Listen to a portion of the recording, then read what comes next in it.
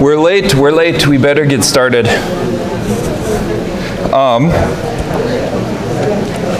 Otherwise, you'll decide that it's time to leave. I've thought about trying an experiment sometime, but I'm not convinced it's going to work out very well. Of doing my part first and letting you answer the questions afterwards. I know, and I am very ready to acknowledge that it would be, lots of people would say it's beneficial, but my concern is that you would decide the questions aren't important and then you'd start leaving.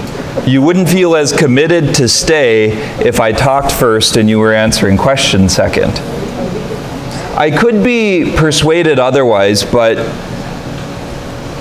I think I've got a beat on it. But Father, I think it's good for us to think through the questions. That's part of why I like you guys to tackle questions first, is because one of the biggest dangers in Bible study is that you think Father knows the answer and you don't. Yeah. And in a lot of cases, it's far better to say it maybe more like, Father has thought through some of these questions and he has an answer, and we're curious what that answer is. But you guys can learn and speak to just about as much as I can. You even have my notes, which is more or less what I'm thinking about it.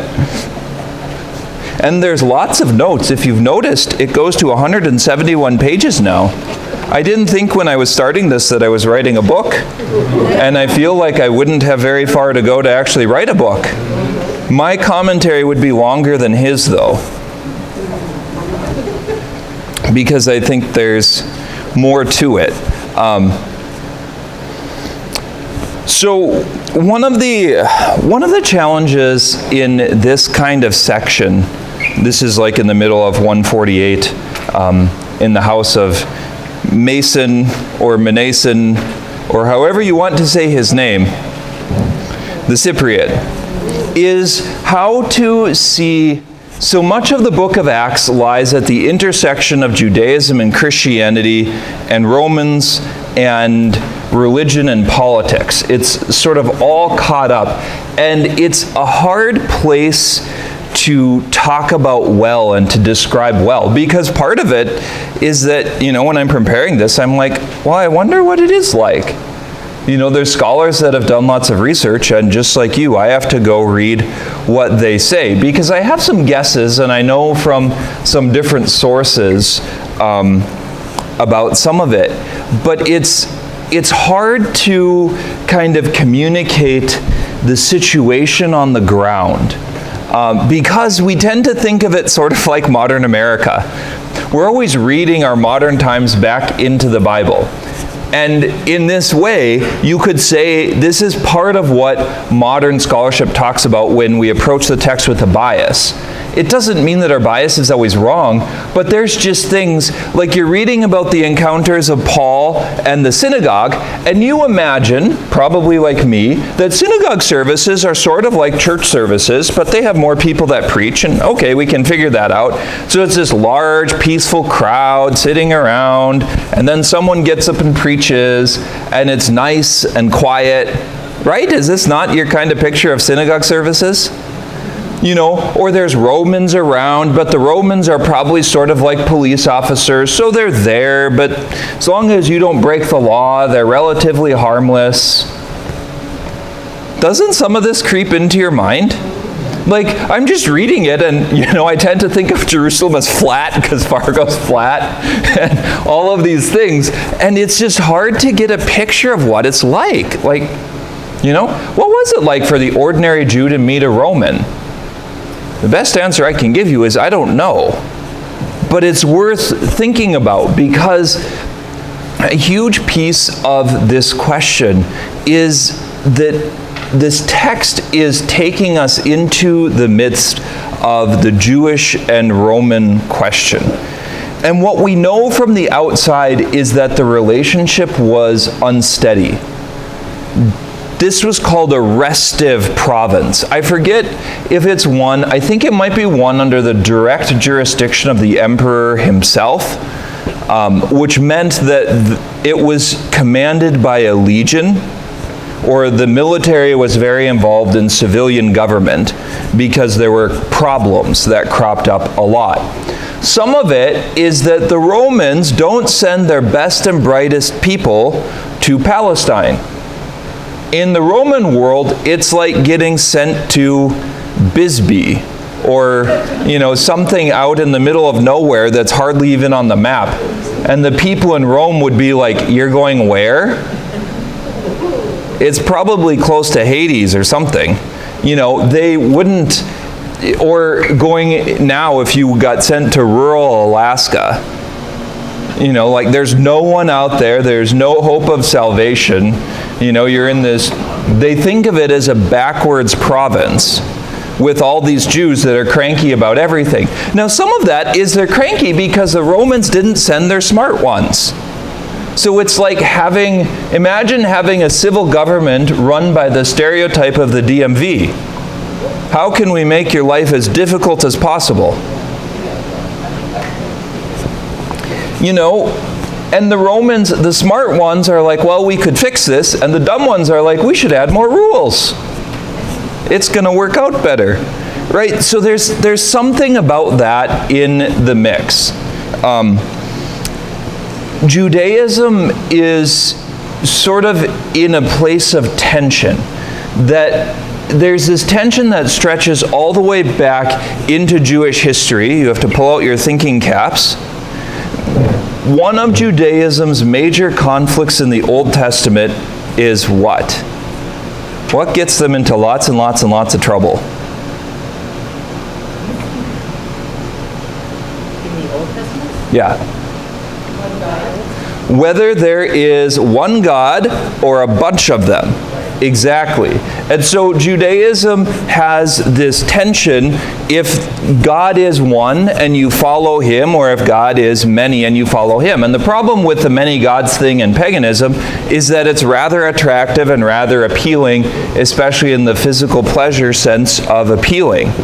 But there's this tension at the heart of it. So they go into exile into Babylon, they start the synagogues, and they start preaching, and they become much more familiar with the scriptures. They start to have scrolls of the books of the Bible that are written and recorded. And in the midst of that, the community kind of fractures. So part of it becomes the Pharisees. Pharisee comes from the word for purity. I think it's from, I forget what it is. Oh, rats. Got to work on my Hebrew. Was trying to think of the Jewish name for the Feast of Tabernacles, too. If anyone can remember that, you can win a bonus point. You can even have an extra brownie right now if you want. But the Pharisees were a purity movement. They're a bit like the Puritans. We are going to save the nation by enforcing our set of rules on everyone. And they take the rules that are applied to priests in much of the Old Testament and apply them to the entire people. So there were rules for priests, for instance, about what kinds of fabric they could wear when they went into the temple, and the Pharisees applied that to the whole people. Now, in large part, you would have to say that Jesus supports the Pharisaical movement. Not the extremes that it's taken to, but the initial push of it is that holiness is important. The call to live a life of holiness, to live in communion with God, is not something secondary. The problem with the Pharisees is that the living in communion with God becomes tied up in national identity. That we are going to save the nation by following the law. And if you don't follow the law, you're attacking the Jewish nation. And the reason why the Romans rule over us now is because not enough of us are following the law. And so for them, following their rules is a matter of life or death. They're a holiness movement, but there's parts of that that very much translate into Christianity. The problem is if you take that to a super extreme and you are like rules about everything and there's not the heart behind it. Christianity has this unique combination between what is inside, what is in your heart, and what is outside and how you act. Now, in some ways, how you act is more important. That's usually where sin lies, is in action. But it's also about the inside. And Christianity, you have to grab onto both. Jesus talks about that. So it's not just that you act, for instance, on impurity and commit adultery, but that you look at a woman lustfully in your heart. So there's an interior dimension to it. That is a sort of unique Christian synthesis. Pharisaism pushed to an extreme becomes just about externals, and the internal doesn't matter. That we would certainly disallow. That's not Christian. Jesus, I think, would argue, and rightfully so, that that's not even Judaism, that the interior is essential. So the Pharisees are this purity movement, this holiness movement, and they seem to, for the most part, want to fight the Romans by completely ignoring them. So in Pharisaism, you can't go into a Roman house. If you pass them in the market, you have to shake the dust off your feet, and all of these things. Like, the best way to address the Roman questions is to live entirely separate, to be away from them. The Sadducees they have the leadership of the temple. Most of the priests are Sadducees. Most of the Sanhedrin are Sadducees. The Sadducees had become a political animal. So the Sadducees were like, yes, Judaism, but we should compromise with the Romans, because if we don't, they'll kill us all. And hey, maybe the Romans aren't so bad. Here, buy my religious things. I sell sacrifices for the temple. When Jesus goes to the Sadducees and he asks them for money, they pull out Roman coins. So the Sadducees have like some strands of Judaism, but it's become very compromised by the political situation. They're probably still like, we should get rid of the Romans, but we're going to get rid of the Romans by becoming political ourselves. And there's a great amount of confusion between religion and state in this part. In fact, oddly enough, one of the most precious pieces of Western history is the separation of church and state. That is a battle that was fought for centuries and is a precious gift. That political power and religious authority should be separate. It's actually a good thing. We live in an age where political power keeps wanting to encroach into religion, and we have to push back, and it doesn't always seem like a good thing. But on the other hand, it's far better that religion isn't political, because then people like to play politics when it comes to things of faith. It causes all kinds of problems. In some cases, it worked out very well, but they're very few. It's one of the old problems with monarchies. If you have a truly exceptional monarch who is virtuous and holy and a good administrator and good at government, it can be the best governmental system on the planet because they have the power and the authority to put in place good systems.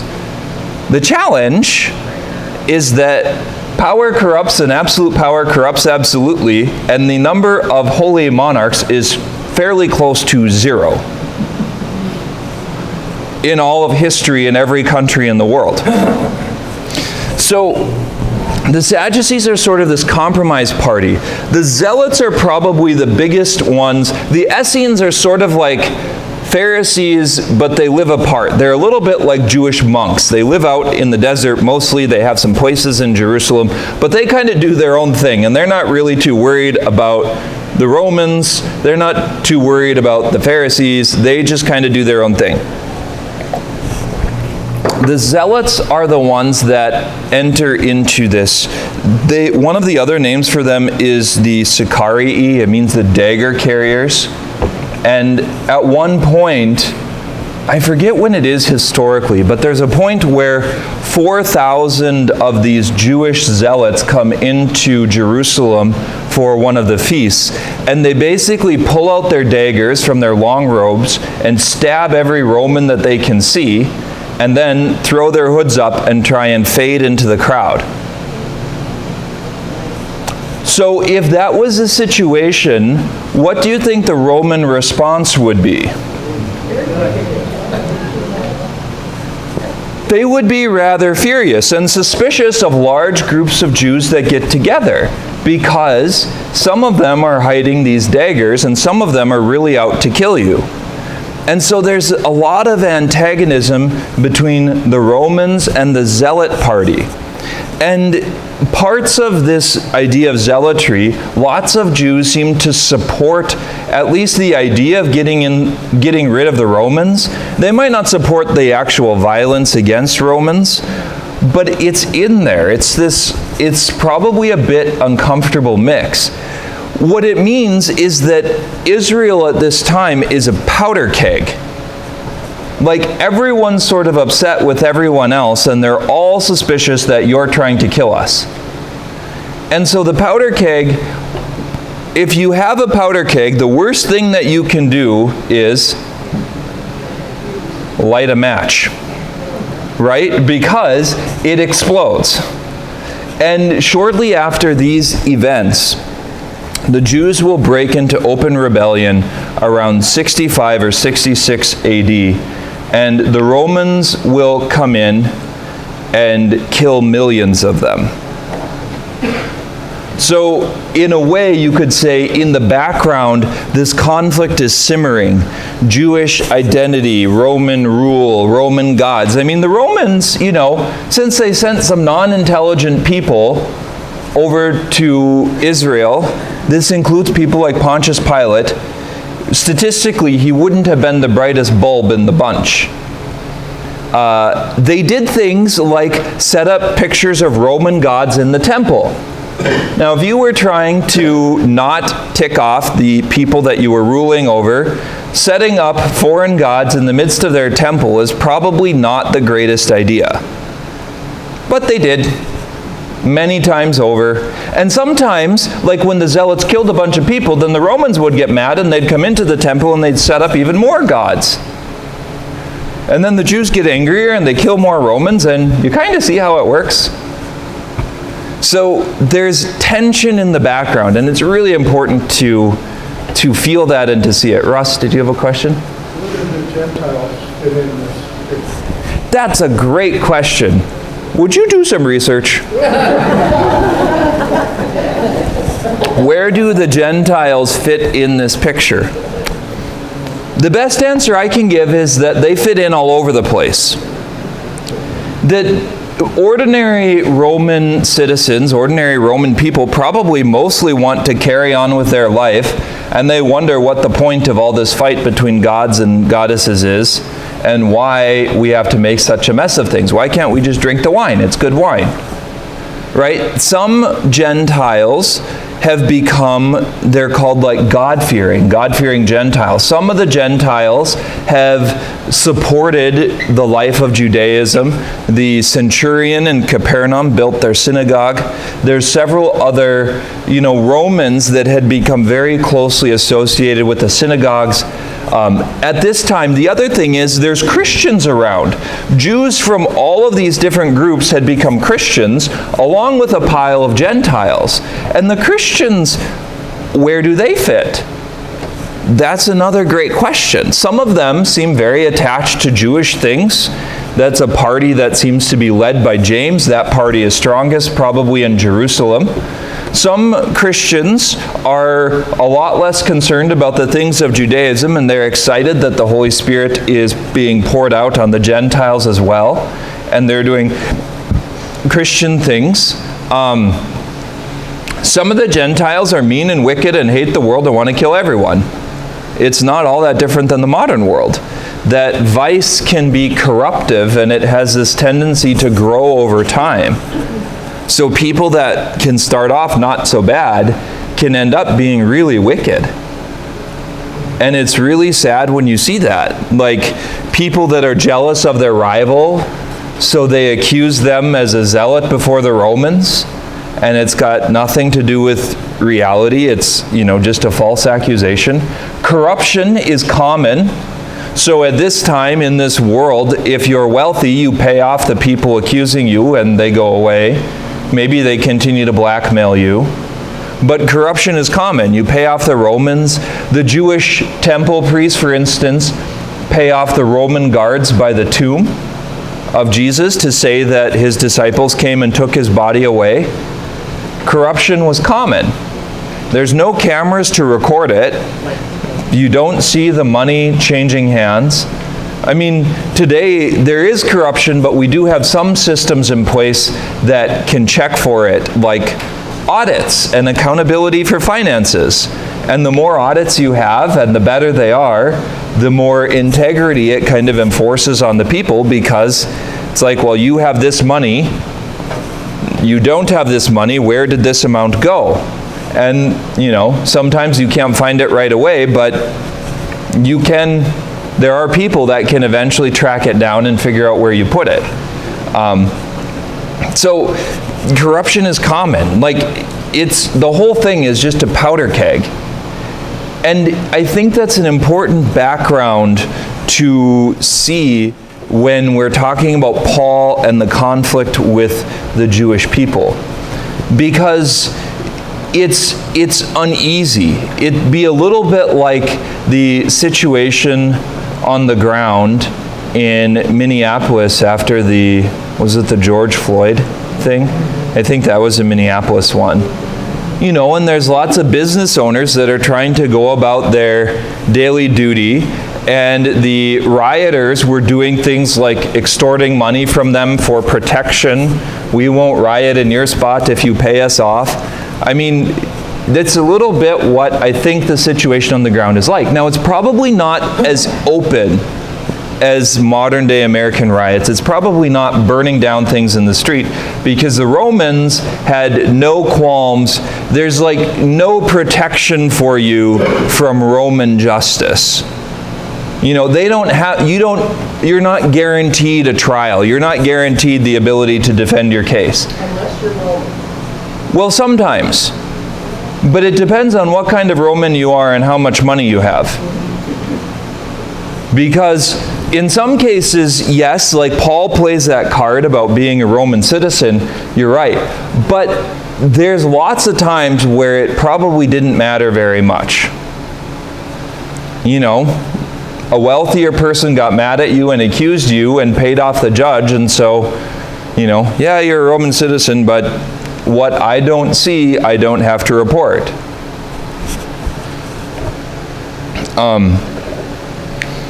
So there's all of this. It's not clearly defined. There's a lot of ingredients in the soup, as you could say. And it's not clear what's going to happen in the end, especially at this point in the life of Paul. Now, if you look at the wider history, probably 6 or 7 years after this, Judaism is going to be nearly wiped off the map in Israel. But at this point, it's not clear what direction it's going to go, because the great Jewish hope, and one of the struggles that early Christianity has, is what kind of Messiah will Jesus be?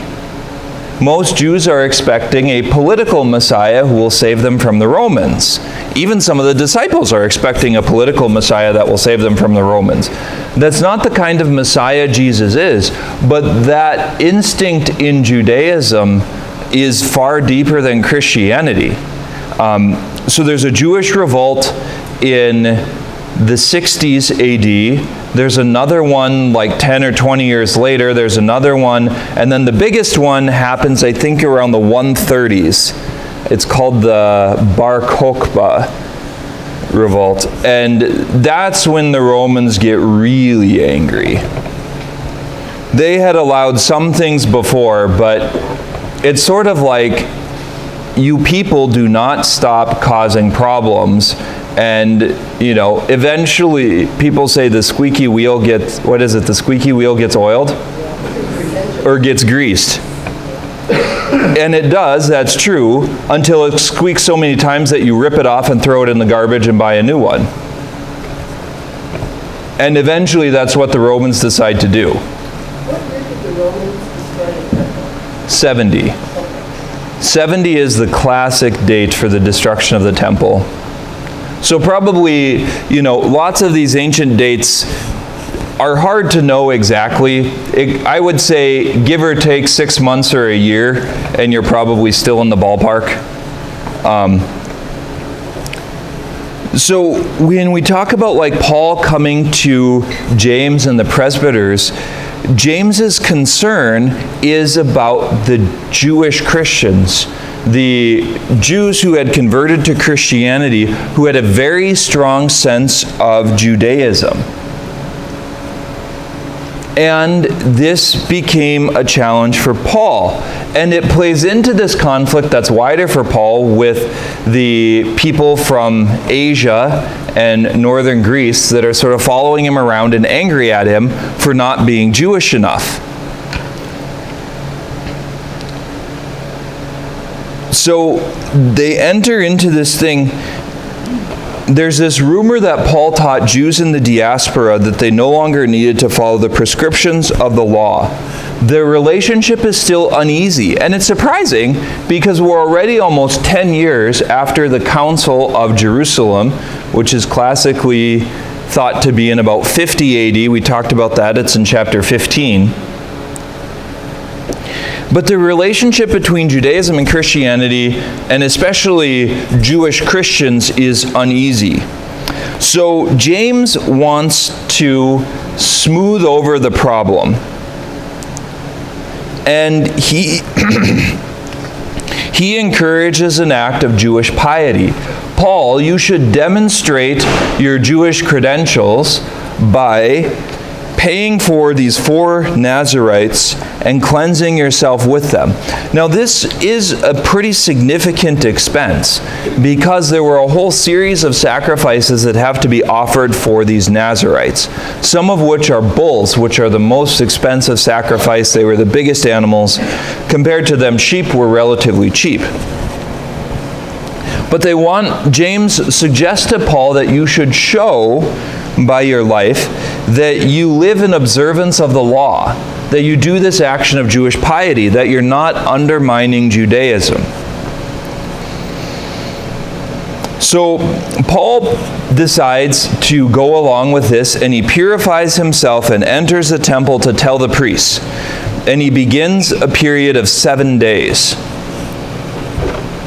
And in this case, what ends up happening is as the 7 days are nearly completed, so as this week goes by and Paul is almost at the end of it, Jews from Ephesus recognize Paul. These were the grouchy ones that nearly rioted and had been challenged, and now they get there, and their major complaint against Paul is a rumor that he brought a Gentile into the temple. Now, the rumor may in fact be true. We don't know. It's unlikely that Paul did because it was against Jewish law, but he may have been able to look the other way if someone walked into the temple, and there could be truth to it. But if you think of a group of children that plays the game of telephone and you start a rumor, what happens to rumors? They grow and they get bigger. And pretty soon it's not just stuff like Paul brought a Gentile into the temple, but it's probably stuff like Paul proclaimed loudly that Judaism doesn't matter. If you take this and push it more and more extreme, which is often what happens to rumors, they grow over time. So it starts this uproar. Now, one of the things I like the point sometimes of using these passages to look at some things, and here you see this poison of unforgiveness. You could say from a certain perspective that the Jews from Ephesus haven't worked through whatever was going on with Paul.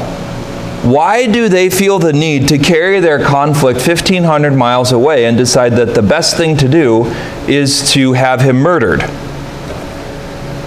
That's an amount of hatred that is problematic.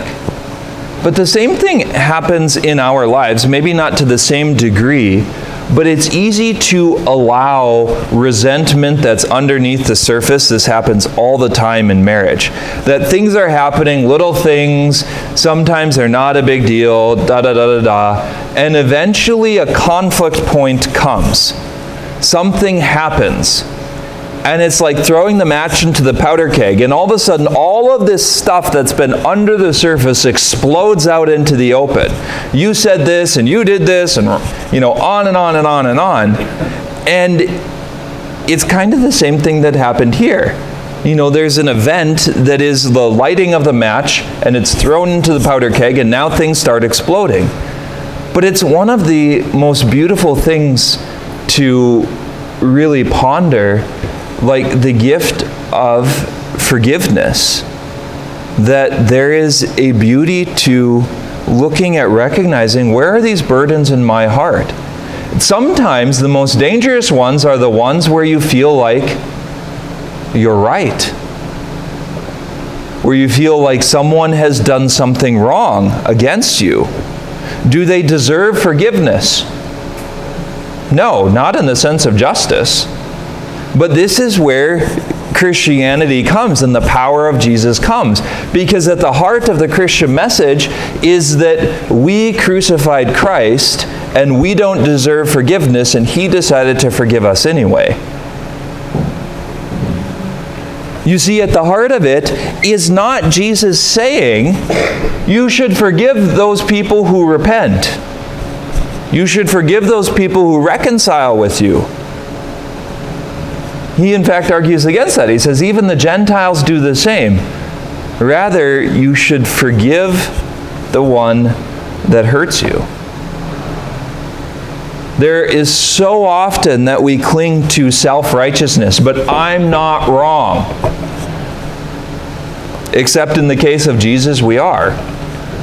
Except in the case of God and our sins, if you want justice, you can have justice, but it isn't going to go well.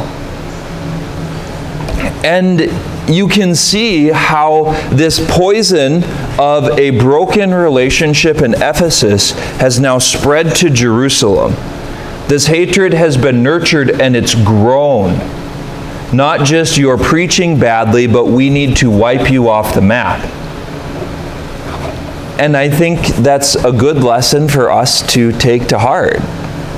That we should be suspicious of those places where we feel righteous, where we feel right, where we feel like we're on the right path. And it's not always because we're wrong. That's not what Jesus is after. He's not trying to sort through who's right and who's wrong. But what he's pointing to is that kind of instinct in us is a manifestation of pride. That kind of instinct in us easily leads to pitfalls and traps and powder kegs. And like I said, you can play a video of a marriage for usually less than a week. It only takes a few days, and you could see the same kind of dynamic, like, yep, this is what it's talking about. Lots of friendships. You could watch kids on Sunday. They'll be running around, and one brother will slam the door in his sister's face, and then later the sister will walk by the brother who's eating a donut and